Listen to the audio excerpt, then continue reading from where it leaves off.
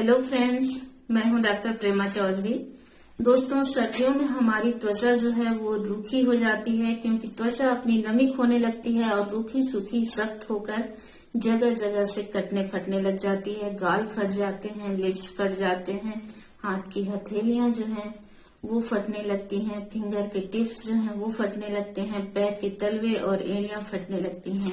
तो दोस्तों, इस तरह से त्वचा का जगह जगह से कटना फटना सर्दियों में हमारे लिए परेशानी का सबब हो जाता है।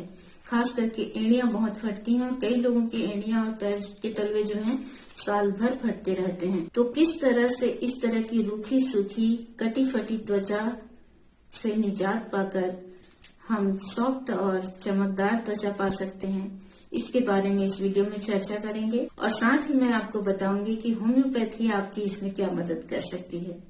सर्दियों में हमारी त्वचा को अतिरिक्त देखभाल की जरूरत पड़ती है। पार्ट्स हमें आसानी से दिखाई देते हैं, जैसे फेस है, हाथ है, इन पे आप मॉइस्चराइजर लगा लेते हो, बॉडी लोशन लगा लेते हो और उनका ध्यान रखते हो। लेकिन कई बार क्या है, पैर जो है वो अनदेखे रह जाते हैं। पैरों की और एड़ियों की सही देखभाल नहीं हो पाती है। एड़ियों में कुछ ज्यादा ही मृत त्वचा जो है वो इकट्ठी हो जाती है, जिसकी वजह से वो ज्यादा सख्त हो जाती है और प्रेशर पड़ने पर, मैल इकट्ठा होने पर वो कटने फटने लग जाती हैं।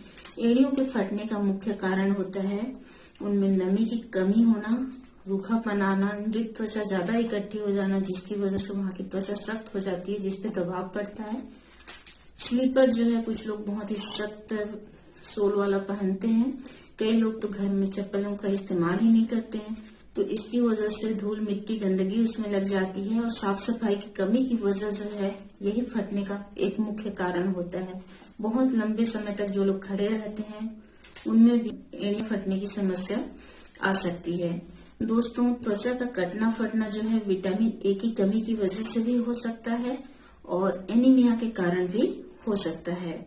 तो सबसे पहले आप परखिए कि आपकी त्वचा जो है किस लिए फट रही है।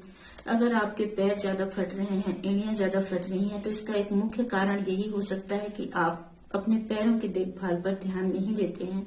तो उसके लिए साफ सफाई करना जो है बहुत ही जरूरी है। आप घर पे ही पेडिक्योर कीजिए, जिसके लिए आप जो है गुनगुना पानी लीजिए। गुनगुने पानी में हाइड्रोजन पेरोक्साइड की कुछ बूंदें डालिए, शैम्पू का एक पाउच जो है उसमें निकाल करके डालिए, उसको मिक्स कीजिए और उसमें पैरों को डुबा करके 10-15 मिनट तक बैठे रहिए। उसके बाद आप मार्केट में मिलने वाले स्क्रबर या स्टोन या ब्रश से अच्छी तरह से रगड़ करके पैरों को साफ कीजिए। ध्यान रहे, एड़ियां अगर ज्यादा फटी हैं या क्रैक्स डीप हैं तो धीरे से सफाई कीजिए ताकि आपको परेशानी न जाए। और इस तरह से एड़ियों को भिगो करके धोने के बाद जो मृत त्वचा है उसको निकालिए। उसके बाद उसमें जो है आप मॉइस्चराइजर लगाइए। आप चाहें तो होम्योपैथिक क्रीम इस्तेमाल कर सकते हैं। ये है बक्सन कंपनी की calendula aloe vera cream, multipurpose cream है। इसको आप इस्तेमाल कर सकते हैं। अगर आपके गाल फट रहे हैं, होंठ फट रहे हैं तो उनमें भी लगा सकते हैं। एड़ियां फट रही हैं तो उसमें भी आप लगा सकते हैं। तो इस तरह से त्वचा को अच्छी तरह से साफ करने के बाद उसमें इस क्रीम का अच्छे से लेयर लगा करके मसाज कीजिए हल्के हाथों से और उसके बाद जो है मोजे पहन लीजिए। तो इस तरह से अगर आप अच्छी तरह से उनको मॉइस्चराइज करने के बाद मोजे पहन लेते हैं तो गंदगी नहीं लगती है। और घर के लिए अलग से घर का स्लीपर रखिए और इस तरह से आप जो है फटी एड़ियों से बहुत ही जल्दी छुटकारा पा सकते हैं। दोस्तों, अगर क्रैक्स आपके डीप हैं, गहरे हो रहे हैं, त्वचा ज्यादा रूखी हो रही है, तो उसके लिए आपको इंटरनल होम्योपैथिक मेडिसिन की भी जरूरत पड़ सकती है, जिसको खाने से आपकी प्रॉब्लम जो है वो अंदर से ठीक होगी। तो दोस्तों, इस तरह से अगर त्वचा कटफट रही है तो उसके लिए मैं आपको कुछ मेडिसिन बताऊंगी जिनके इस्तेमाल से त्वचा जो है वो बहुत ही स्मूथ और सॉफ्ट हो जाएगी और किसी तरह की परेशानी नहीं होगी। तो दोस्तों, इसमें पहली मेडिसिन है पेट्रोलियम। पेट्रोलियम को आप सर्दियों में त्वचा फटने की सबसे बेस्ट मेडिसिन समझ सकते हैं। पेट्रोलियम जो है इसका मुख्य लक्षण यही है कि जो स्किन प्रॉब्लम्स जो हैं वो सर्दियों में आते हैं और सर्दी खत्म होने पर ठीक हो जाते हैं। तो त्वचा का कटना फटना, रूखा होना, मोटा हो जाना, सख्त हो जाना और डीप क्रैक्स बन जाना, जो उसमें से आसानी से खून निकलता हो, खुजली होना क्रैक्स में और फिंगर के टिप्स जो हैं उनमें क्रैक बन जाना, एड़ियां फट जाना, इस तरह के जो अगर स्किन प्रॉब्लम्स हैं जो सर्दियां शुरू होने के कारण अगर हो गए हैं और सर्दियों की वजह से इस तरह से त्वचा फट रही है, चाहे आपके चीक्स फट रहे हैं, लिप्स फट रहे हैं, कहीं से भी अगर इस तरह से त्वचा रूखी सूखी होकर फट रही है तो उसके लिए आप पेट्रोलियम 30 का इस्तेमाल कर सकते हैं। पेट्रोलियम 30 जो है वो आप 2-2 बूंद दिन में 3 बार थोड़े से पानी में मिला करके पीजिए, डायरेक्ट टंग पे भी ले सकते हैं। और इस तरह से पेट्रोलियम 30 के इस्तेमाल से आपकी त्वचा जो है वो सॉफ्ट स्मूथ हो जाएगी। साथ ही आप पेट्रोलियम का क्रीम भी आता है मार्केट में, वो भी इस्तेमाल कर सकते हैं। दोस्तों अगली मेडिसिन है ग्रेफाइटिस। अगर एड़ियों और उसके आसपास की त्वचा बहुत सख्त हो गई है और डीप क्रैक्स बन गए हैं और इन क्रैक्स के जो पास की त्वचा है वो बहुत ही हार्ड है, तो इस तरह के डीप क्रैक्स जिनमें से ब्लीडिंग हो सकती है और पेनफुल है, तो इस तरह के क्रैक्स के लिए आप ग्रेफाइटिस दे सकते हैं। साथ में कब्ज की शिकायत रहती है उन लोगों को ये और भी अच्छा असर करती है, और जिनको स्किन प्रॉब्लम्स होती रहती हैं साथ में कब्ज रहता है, ऐसे लोगों को आप ग्रेफाइटिस दे सकते हैं। ग्रेफाइटिस 30 हफ्ते में सिर्फ एक बार देना काफी रहेगा। अगली मेडिसिन है इसकी नाइट्रिक एसिड। बहुत डीप क्रैक्स जो आसानी से ब्लीड करते हों और जिसमें से ऑफेंसिव स्मेल आ रहा हो, इस तरह के डीप क्रैक्स के लिए नाइट्रिक एसिड भी एक बहुत ही अच्छी मेडिसिन है। अगर आपके होंठ फटते हों, खास करके लोअर लिप का मिडिल जो है यहाँ पे अगर कट है और होंठ अल्सरेटेड हैं, माने अल्सर जैसे घाव जैसे होंठों के आसपास बन गया है और होंठ फट रहे हैं, तो इस तरह के केस में नेटरम्यूट जो है बहुत ही अच्छी मेडिसिन है और इसका अच्छा रिजल्ट देखने को मिलता है। आप नेटरम्यूट 30 पावर में जो है 2-2 बूंद दिन में 3 बार इस्तेमाल कर सकते हैं।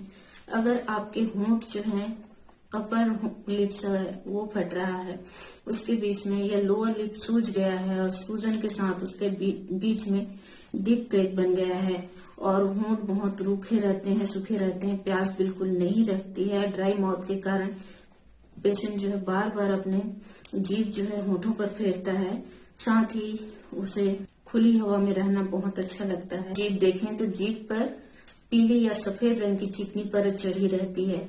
इस तरह के पेशेंट्स में पल्साटिला जो है वो बहुत ही अच्छा रिजल्ट देती है।